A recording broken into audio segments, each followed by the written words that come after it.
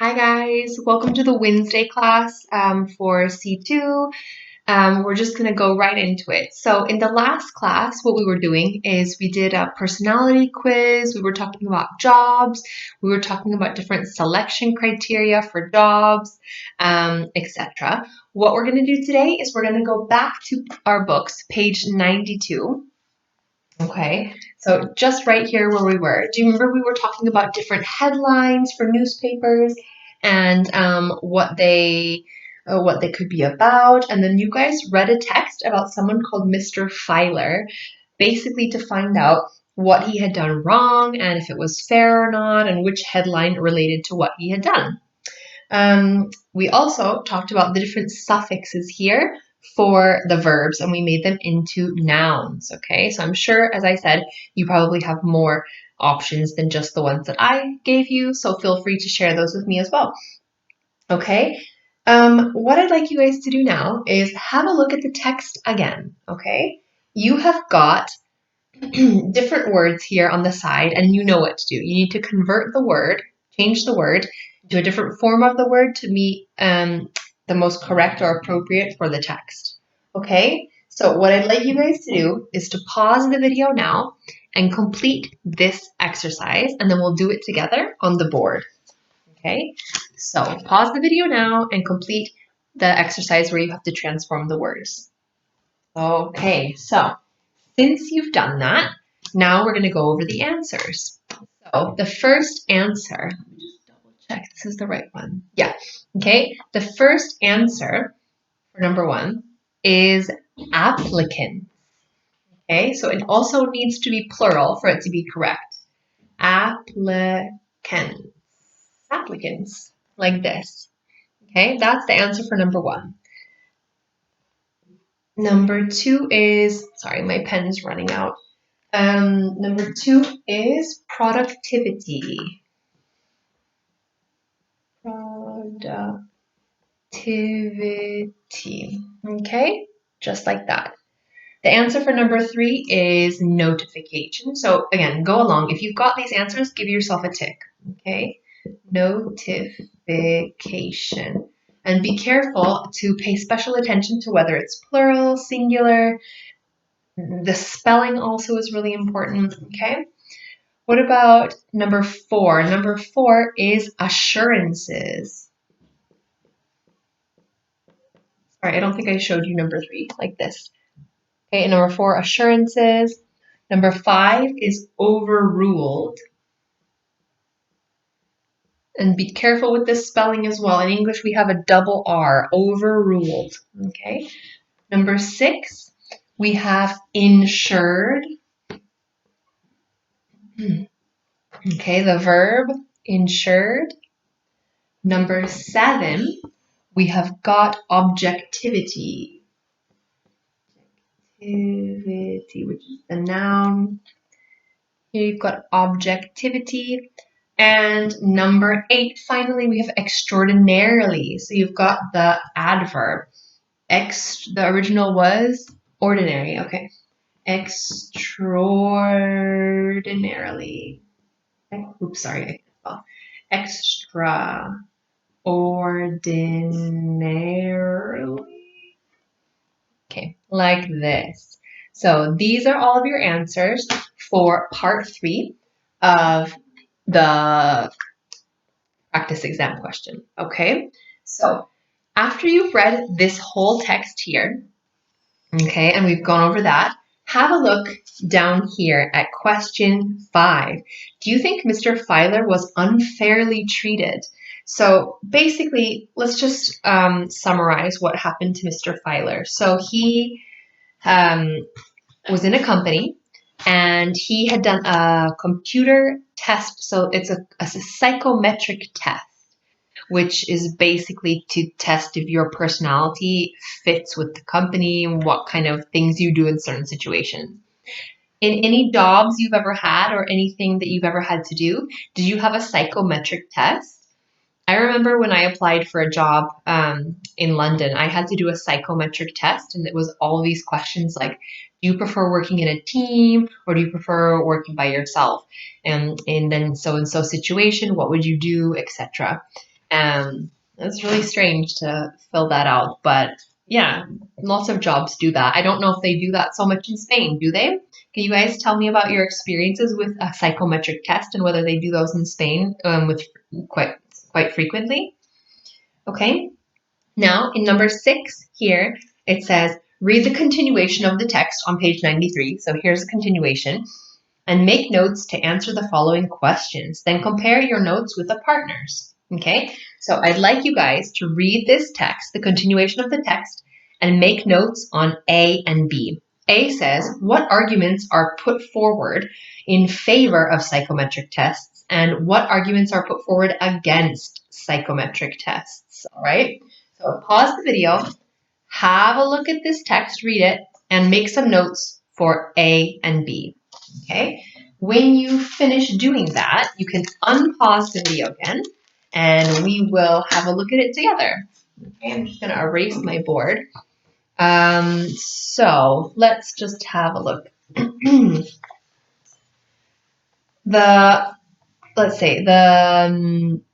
was the question? The advantages or the arguments for psychometric tests. What arguments are put forward in favor of psychometric tests? What did you guys have? Let me know. I'm going to tell you what I found and what the book also says.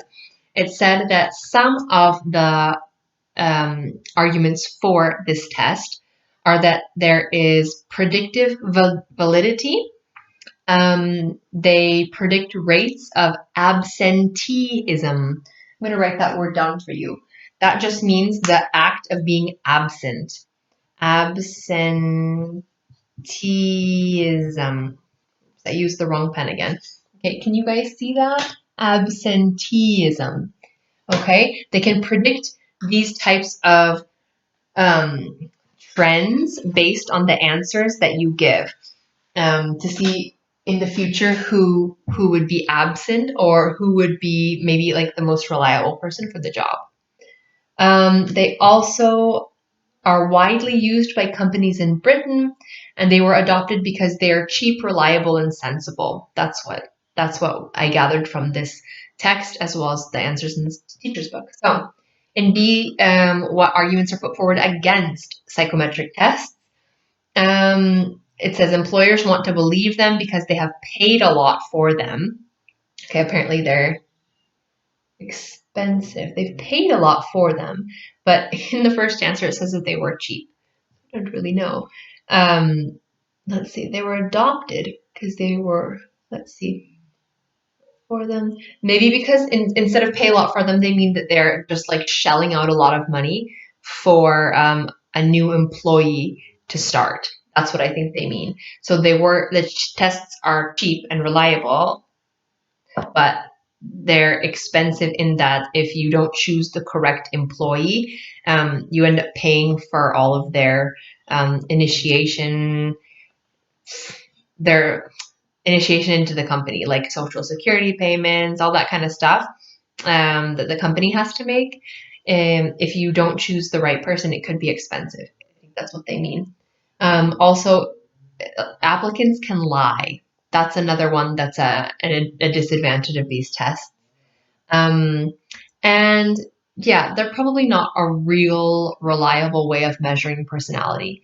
Because, I mean, come on, when you have a test that's a psychometric test and there's a situation like, what would you do if somebody at your job just said to you that they can't stay anymore and you have to do extra hours because they have a family emergency?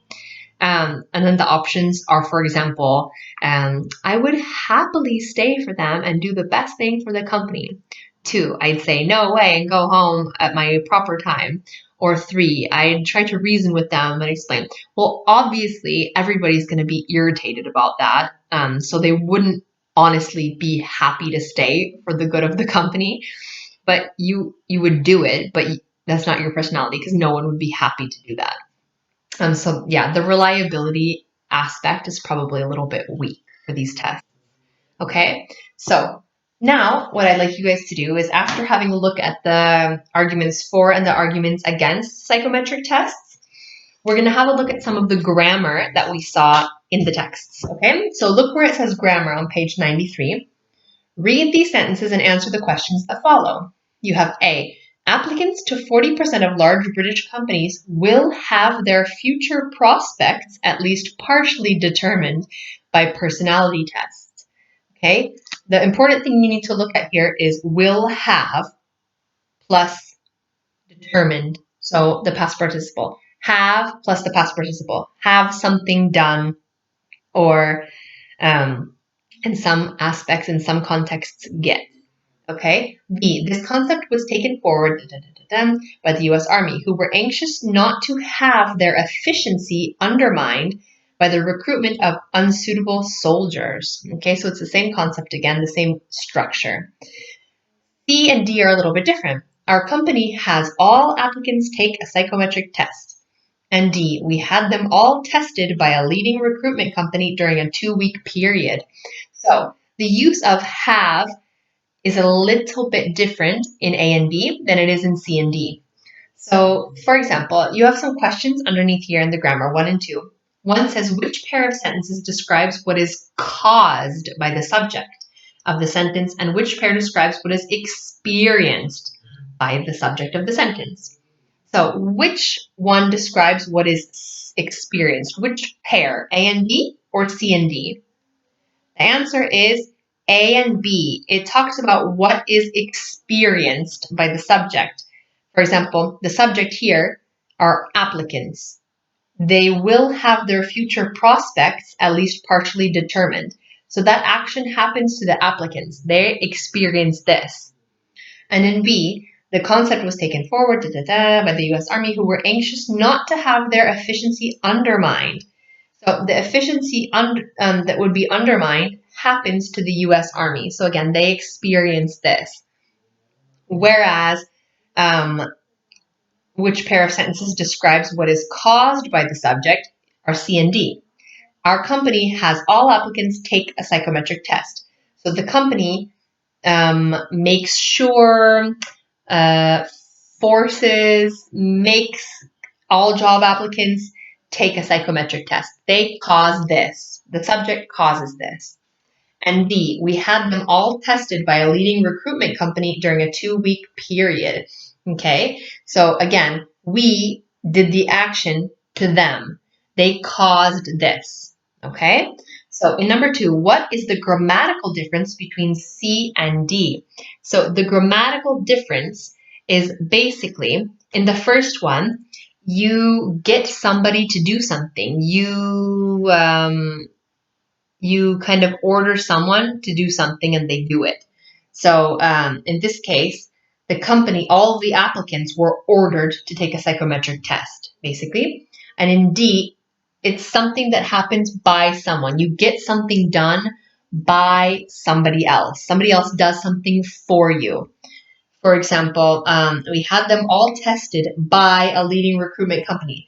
So the leading recruitment company does the testing for us, basically, okay? Whereas the object in C does the action. Here, the leading recruitment company does the action, okay? So that's the difference. You guys have a little bit of homework. What I'd like you to do is have a look at number 8 on that same page. It says, explain the difference in form and meaning in the use of have and get in these sentences. So in number 8, A, B, C, D, E, F, G, H, and I, you need to do this in your notebook and send it to me. What's the difference in meaning between have and get? For a little bit of extra help, have a look at page 158. It says it at the top. They can give you a little bit more of direction in this grammar concept, okay? I actually think that that's all that we have for today. It was a little bit of a shorter video, but I don't want to finish the book too early, and then we're going to have nothing to do. So a couple bits at the end here. I completely forgot to mention in the first video, we have a competition, which you might be very interested in because it's really cool. So the competition, or we have weekly competitions to write a couple of lines about something. I don't know what you win. Maybe you probably just win like the satisfaction of having written something cool during our quarantine period. But unfortunately, I forgot to mention last week's competition, so you missed that. It was like my daily routine in quarantine. But this week It is, what was it? I can't remember. It was, okay, when all of this is over, I'm going to, da, da, da, da. So you talk about what you're going to do when all of this is over, this quarantine period. So what you need to do is send in 1 or 2 photos to your teacher, at me, and write a couple of lines about what you're going to do when all of this is over. Okay, so you need to start your sentence with when this is all over. I know you're quite advanced, but I'm going to write this for you. When this is all over, dot, dot, dot, I'm going to, I don't know, do something else. For me, I already sent mine in because I'm organized like that. And I said, when this is all over, I'm going to go to Colombia again and visit my family there and explore and eat amazing food and be in nature, basically. I didn't write all that, but I said I'm going to go visit Colombia again with my family. And I sent in a picture of me in Colombia in the middle of nowhere, which was really cool. So I would like you guys to please do that. I'm so interested in your lives and like what your plans are, and just kind of what you're thinking and stuff like that. So send me in a couple of lines about what you're going to do when this is all over and a picture. Okay.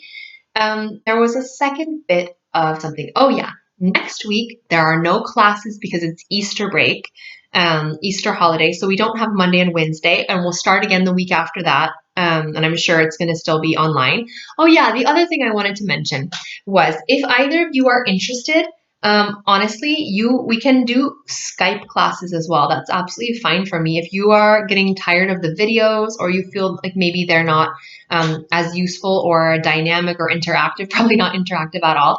But if you want to do Skype classes, we don't even have to do it for an hour and a half. If you want, we could instead of the videos. I mean, you decide. It's fine for me. If you're interested in that, email me and I'll give you my Skype name and you can choose whatever day is fine for you. So that's another option if you especially want to do the practice for the speaking part, or if you just want to chat, have a general speaking session, or just do the classes through Skype or Zoom even. Just let me know. Either's fine, okay? Let's see. Did I mention everything? I think that's all. If I forgot something, I'll mention it another time. Okay. Well, guys, have a good rest of your week. Hopefully you're finding stuff to do at home, and I'll see you not next week, but the week after. But for next week anyway, I'm going to email you some homework to do, so you're not going to get off without doing any homework over the Easter holidays. Okay? Okay, guys. See you in a couple weeks. Bye.